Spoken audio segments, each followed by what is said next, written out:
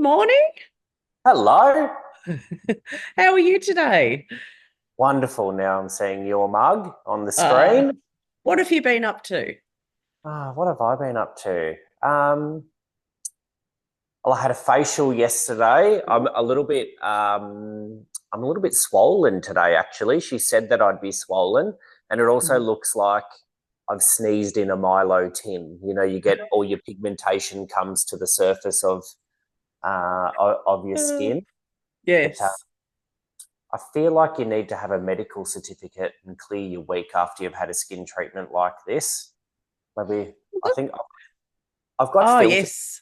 Even if you're watching on YouTube, you probably the filters smoothing out my skin. But next time you see me, I'm going to be looking absolutely ravishing.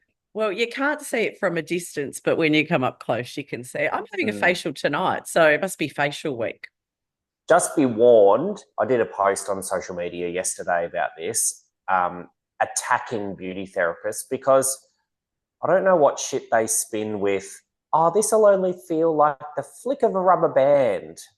And I Oh, said in my this. post, how big is this rubber band you're talking about? It's like a car tube, a car tire tube. Like it's either that and they're lying and gaslighting us, or I've got a very low pain threshold. I have a very low pain threshold, and I'm not sure exactly what you had done, but I've never had needling done yet. And as a beauty therapist, it's quite a concern, isn't it, that I haven't had it done? Well, it depends who you talk to. It's maybe controversial topic that some beauty therapists tell you that you shouldn't use numbing cream before skin needling because it does something to your vessels or something. I don't know. Whereas some therapists and nurses that do skin needling, they swear Mhm. by using numbing cream for the Oh. comfort of the client. And the place that I used to get my skin needling at, they used numbing cream and it was brilliant. And when they'd go to the very edge of where the numbing cream would finish, oh, it was spicy without the numbing cream. That's for sure. Yeah, I've got to Anywho, build up some tolerance to that, Jay. I struggle to go to the dentist to get my teeth cleaned. I'm very oh, fortunate. My really? teeth, yeah, my teeth are good, and otherwise I'd be there all the time. But yeah, I struggle with that. I think it's that chalkboard, You know that what feeling. they've started to do with tattoo removal and also tattoos, like when people get like their whole chest lasered Yeah. or like their whole chest tattooed. Um, and obviously, this is overseas, not in Australia. The red tape in Australia is unbelievable, but they put people under a general anesthetic. Oh, Have you that'd seen be that? me. No, that'd Like be they're me. literally in an operating theatre getting their Oh. tattoo removed under a general. And I'm like, Mm. yeah, that's the best idea. I don't know about you, but when I wake up after a general anesthetic, it's like I've been asleep for a month and I'm rested. I feel wonderful. I feel euphoric. So one of my friends, Stevie, we have a personal joke, inside joke that I say, "How are you, Stevie?" And she'll go, "Oh God, I just need a good general though, like just a good general anesthetic and like a nice deep rest." It's bad. It is bad, but that's probably what I need for the dentist, truthfully. Oh God, you're a silk. Anyway, all Mm. right. So, We've got a few things to go over, and we're on a tight schedule. We've both got appointments in about 45 minutes, so we better get this show on the road. But this is a topic that you and I are probably both very fussy with as coaches, but is often overlooked when it comes to growing a business and team performance, which is creating really clear benchmarks in terms of values and yes. culture in your business. And I think if you were to go back and be a fly on the wall uh, 7 or 8 years ago, and you were to ask 7 or 8 years ago, Jay and Marie, what do you think about values and culture and mission statement and having a clear Whatever. purpose? Yeah. Don't put your filter on, Marie. Tell me what you would really think about No, that I just, 7 or 8 years for me, ago. well, I think it became a word where I feel like in my own business, things that I did, I didn't do that well. And then when I learned it and I had this like really connective team, and you would have been the same, Jay, you would have had a fun team. We were doing it, but it became a word. And I thought, what's this word about? Like, why are they talking about vision, mission, culture? Like, it's this whole thing. And I thought, I think I already do that. But there's definitely a part of me where I thought, what is this? Like, yeah, it's like this word. And I'm sure lots of people did. Like, is this something I think new or? we probably would have used the word fluffy to describe Yeah, it. Oh, fluffy rubbish. Like, yeah, but I think that's where you and I have had to soften because um, it's not all about numbers. It's not all about strategy. It's not all about systems. no, When you've got a happy team and you're really connected and you're on the same page, growth happens easier. So we've had to lean into the fluff, but we yeah. probably draw the line like with extreme forms of manifesting and charging your crystals overnight. Like everyone's got a limit. Mm.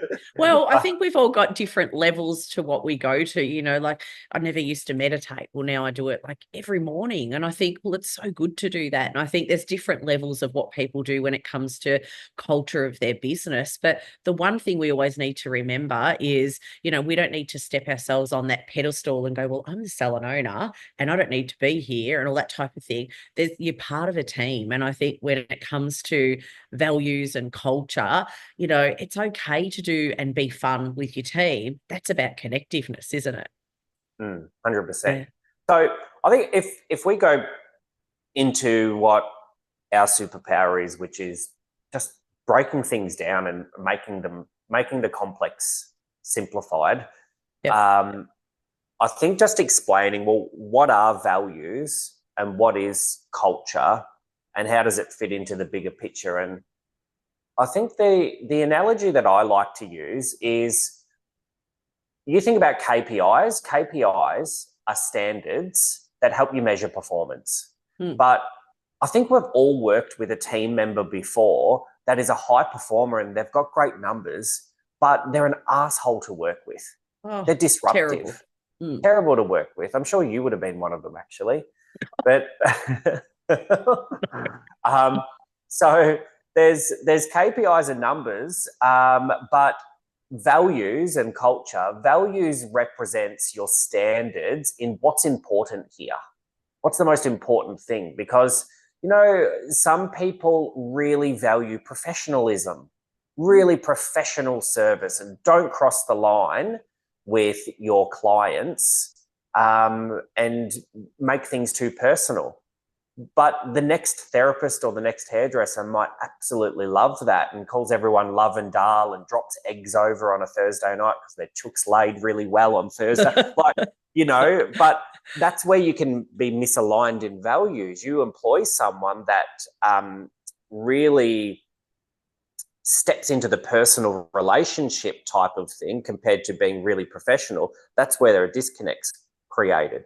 So Mm. your values are a set of sentences or words that represent what's important to you, the business owner. Yeah, And that's then when it right. comes, yeah, go for it. Sorry, No, I cut was you going to off. say, and whether you work that out with, your team and work out what words work and how you're putting it together, it doesn't matter. But some people go into the business and have it already, and some don't, and they need to work on it. So there's no right or wrong if you haven't done it. So, and I think that's a good point because there's a lot of value in, as a business owner, you choosing your values and guiding your team with the things that you deem the most important thing to you. Yep. Mm. But that's one way of doing it, saying to the team, these are our core values and getting them Yeah. on board and enrolled with that. But the other way to do it is to go to your team with a blank piece of paper and say, what are our core values? Let's collaborate together. And there's pros and cons to both, actually. Yeah. Mm, mm, Definitely, for sure. And then when it comes to the culture in any business, I think you can walk into a business and think, there's something good happening here. Does it not even in our industry? I think you can walk into a restaurant, you can walk into a clothing store and think, it actually feels nice in here. And you can tell by the way people communicate with each other, like there's actually something happening that gives you that sort of probably a warm, fuzzy feel, doesn't it? absolutely, Yeah. 100%. Yeah. And I think that's like, if we give some examples of our core values. So one of the core values that's really common that people have is like customer service. But what customer service means to Marie is very different from what it means to Jay. Okay? So what we need to do is, if we have a really broad core value that is customer service, we need to give that word purpose. And that's where you can collaborate with your team and say, well, what does 5-star celebrity customer service, roll out the red carpet customer service look like to you? And then we can agree on the description of customer service. Okay? And it made me think. I was driving this morning after I dropped the kids off at school, and knowing that we're going to be recording this session today. And one of our core values is lifelong learning. It is. And I thought, well, what are some actions? What are some behaviors? Are the team living and breathing that value, that core value? Okay. And some on a bigger scale and some on a smaller scale, but the answer was yes. So if we think about Kerry's studying like a course that helps her coach people in stress reduction. Yes. So Kerry's, I don't know, what is she? She's in her 50s. So some people tap out. They go, I've finished school, I've finished university, I'm done. But so that's lifelong learning. Linda has got a list as long as your arm about the things that she wants to improve or get better at or wants to learn. And she's got a great excuse. She's in her 60s. I was going to say, don't share her age. Oh, shut up. It's just a number. Yes, it is a number. She looks But bloody 45. Yes, that's right. Exactly. Yeah. But even Tyler, like I sent Tyler a TikTok last night. It was this chick that I follow. She's amazing. She gives you really good advice around email marketing. And I sent Tyler a TikTok and she said, oh, these are amazing. I've watched a few. I'm going to implement some of those learnings tomorrow, which is today. And I think that's even a commitment to learning. Going, yeah, I do a job and part of it is email marketing, but I can do it better. And that's what that content's for. It's for education, but it's that follow through. And that's what lifelong learning is having a look at the attitudes, the behaviors, the actions that people live and breathe and do every single day that talk to your core values. Yeah. Definitely. Yeah, definitely. And I think even when we think about how often we revisit them, like as a team, if you have core values in your team, do we talk about it in our meeting? We do every week. What value are we going to align with and why and how and, that type of thing. So I think, is it a part of your daily, weekly conversation with your team? It's important. It is. It's important. And it's if you don't use it, you lose it. Like a new client that we've just onboarded recently, we were talking about KPIs, values, points of culture. And she said to me, yep, we've got core values. It's documented. It's in the employee handbook. And I said, and how do you use them? And she said, well, when I employ a new team member, I go through our core values and how they're so important. I said, oh, cool. And then, but how do you use them after that? And she said, oh, I feel like a dick, but we don't revisit them. You could see she put her head down and wrote that note down. Yeah. we need to actually talk about this stuff. It's what's the point? Like, you bring people into your business and it looks good in a handbook. So if you don't follow through, it's like you showing up as a leader. We need to show up, don't we? Like, we need to show up with the same values, like show up because we have those values. We need to think about our team are equal to us. Like, I'm not better than anyone on my team. I've always said, looked up to everyone on my team that they're teamwork colleagues, like we work together. I'm not their boss. And I've never, ever thought that. Like, I feel like if you're at the same level, you can do the same things and create that environment around not just your the values, but making sure that they know that you don't have that hierarchy type situation. And you know what? I think that's also really important to me in business too.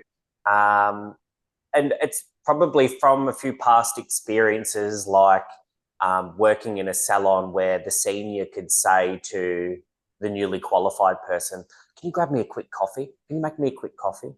Yeah. But the junior or the younger person could not say to a senior, can you make me a quick coffee while I'm in between clients? And I just thought, well, there's a hierarchy here. There's a pecking order. And I Yeah, always shouldn't hated be. that. Shouldn't be. Definitely. Yeah. But I think it's pretty natural that, we've got human instincts, and it's to want to know where we place ourselves in a team. But I think having a core value that we're all of equal value, and I used to always say to my team when I had my salon, the only difference between our first year apprentice and you as a qualified is she is learning how to do the trade. You've already learnt. That's it. Yeah. The respect doesn't change. Nothing else changes in how we interact apart from you have a skill that she doesn't yet. That's it. That's the only difference. And it also comes down to how do we make the day the most enjoyable for everybody? It doesn't mean that we belittle somebody or think, well, just leave it to the apprentice or the juniors, or it shouldn't be like that. It should be, I'm happy to actually go and do the dishes. I'm happy to clean up, and I'm happy to sweep the floor. I'm happy to make the bed. It doesn't matter what the job is in the business. We should be able to say, I'll actually put my hand up and I'll do it. It's actually no problem. So yeah, it's got to be equal. And I think it's also, you have these benchmarks, KPIs, points of culture, values, and it's 100% completely normal to constantly have to revisit these and almost massage the entire team to keep that front of mind and as a standard, because it's normal to drift and deviate. That path of least resistance. We want to take the easy way out of things. Like last night, I was cleaning up and, wiping the bench and putting rubbish in the bin. And I went over to the bin and there was no bin liner in it. And I thought, oh, fuck it. I'll put a bit of rubbish in the bin. And I thought, I'll think about that later. So shut up. Because I'm known for cutting corners, and it can work in my favor, and it can also be the failing of me as well. But I know the standard, but we need to be reminded of the standard. And the problem is no one was watching.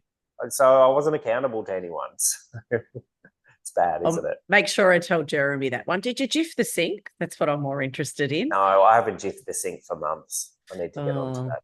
That's my thing.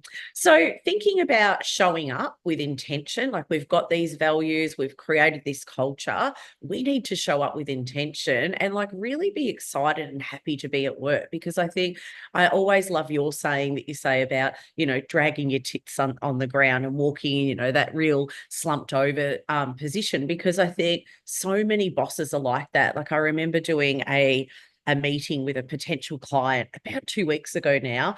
And I thought, wow. And I was with Linda and we were talking about, oh, that's right. I was with Linda, and the lady was about 4 years younger than me and about 16 years younger than Linda. And when we hung up, I went, wow, her show up is just not there. Like no lipstick on, hair's terrible. She's exhausted. And I think she's got no energy. And I think, imagine showing up like that to your team. How do they feel? And I know that, and I spoke about this in the last podcast episode, is when I said to our team in one-on-one meetings, what could I do better as a leader? Okay. And one of our team said directly to me, and one indirectly said, there's rules for us and then there's rules for Jay, and it shouldn't be that way. And I went, oh, yeah, wow, okay. And it's that awareness that you get. You set the tone for your team, and if you've got, we need a positive environment, but you walk in dragging your tits on the ground, like you said, that's monkey see, monkey do. You're setting the culture of the business, and they're just going to follow suit. It's not about just the team showing up in a certain way. You have to show up in a certain way. Yeah, definitely. So, and I think just to be really clear, KPIs, that's the numbers that represent performance, values, what's important to you. And then culture is about how do we interact with each other in terms of attitude, how do we speak to each other, how do we do relationships, how do we treat each other. That's culture. So culture is more about people. Values can even be about random things like sustainability and recycling. But Yeah. culture is more around how do we interact and how do we treat each other as a team. And when you have that trifecta of really refined values, really refined points of culture, and really clear KPIs, you get those three elements right, the magic happens. And I think you see it in people's revenue growth, but you also see it in their social presence. Like I was having a look last night and there was a team that we work with, and I thought, no wonder their figures are up. Like, no wonder they do such amazing things together. They were having so much fun coming into like a dining room. I don't even know where it was, at a restaurant or if it was something. And they were just having so much fun. They were happy to see each other. And I thought, this is actually a connective team. Like they're connected together to make things work. And I thought, wow, this is good. 100%. Yeah. Mm. I love that. I love that. So I think usually towards the end of our episodes, we talk about what's hot and what's not hot. And I think we can still do that.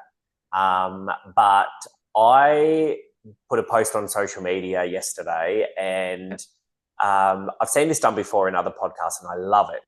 And it was a post, and it said something along the lines of, tell me your unpopular opinion that you have. Oh, yeah. And you can be anonymous. Yes. And let's pick the spiciest or most shameful or funniest or whatever. And one of the replies was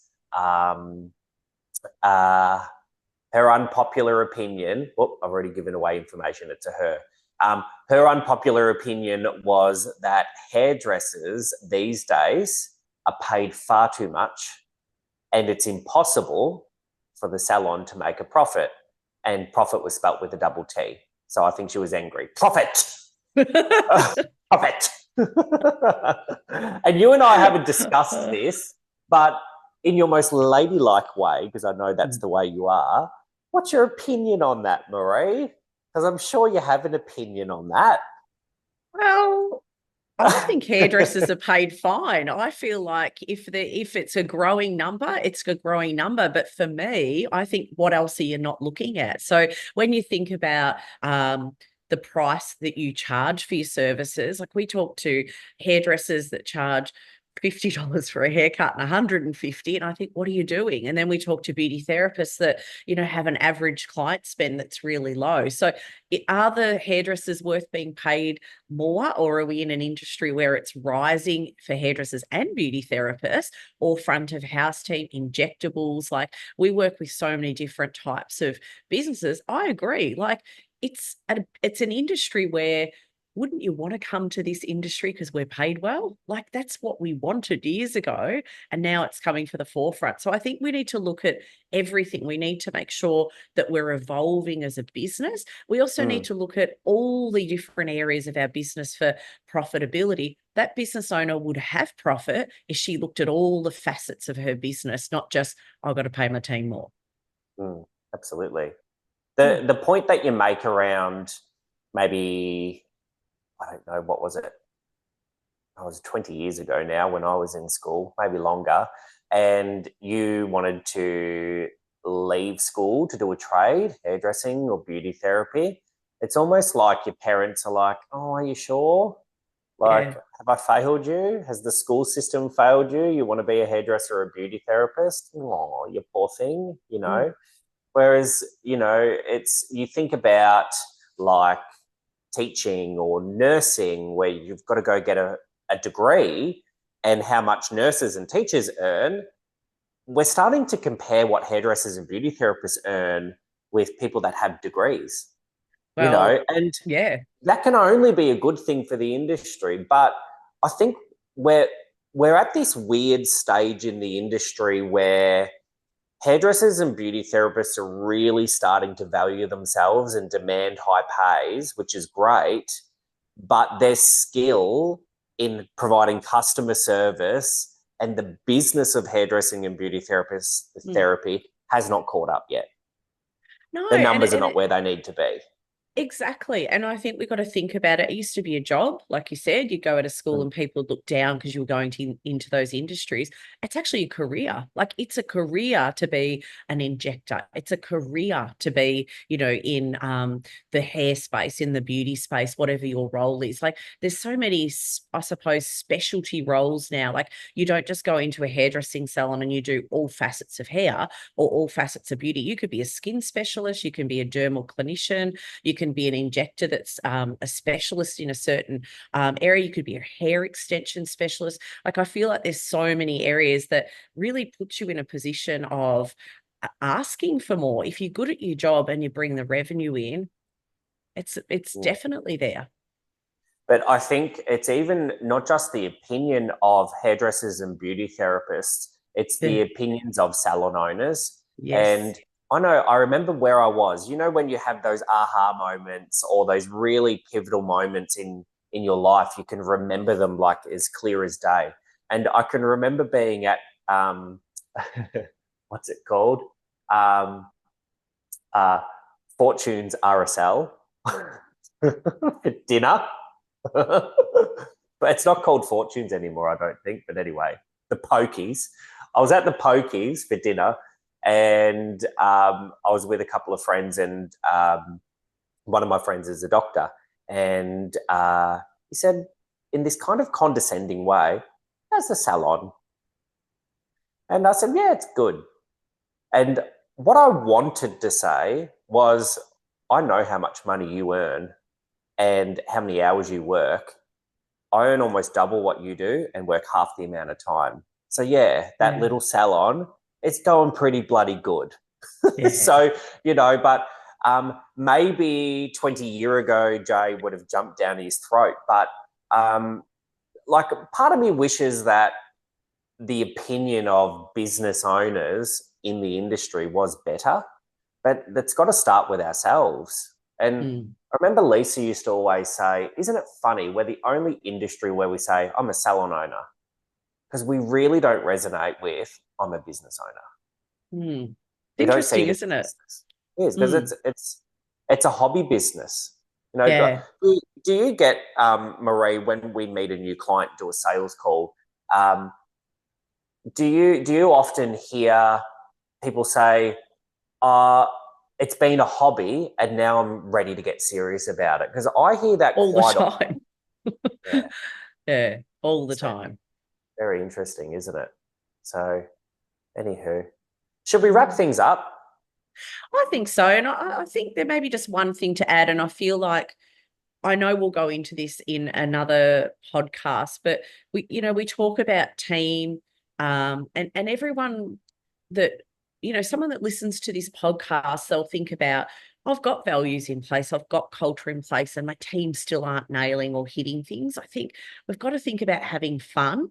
And I feel like when you have fun and even set small KPIs, not just about revenue, because like you said before, you can have the highest revenue person in your business, team member, Yep. but then they're not actually good to be around. Like they actually tarnish the rest of the team because they're not aligned with your values and culture. I think we need to think about looking at our team's performance and looking at what they're doing and rewarding the team. We can go deeper into this in another podcast, but rewarding them with certain things like for rebooking and upselling to get that culture back and the feeling that it is part of a team. It's not just Sally making all the money or she pushes everything to her column so she gets her bonus.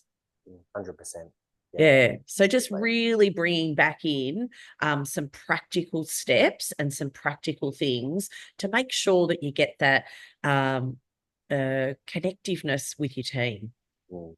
And I think one thing for our listeners is if you need some resources or something extra around values and culture, slide into our DMs where we've got a values and culture exercise that you'll love, but those who don't ask don't receive. So send us a message, send us an email, follow us on socials, do all the things, and ask us for that values or culture exercise. It's a game changer, because I think sometimes it's like knowing where to start. Yeah. I think we nailed this episode. Do you? Well, it was fun. It was good. And I think it's something people want to hear. So like, follow our podcast, and we will look forward to bringing you the next one. Sounds good. All right. Chat to you soon, Marie. Love your work. See you.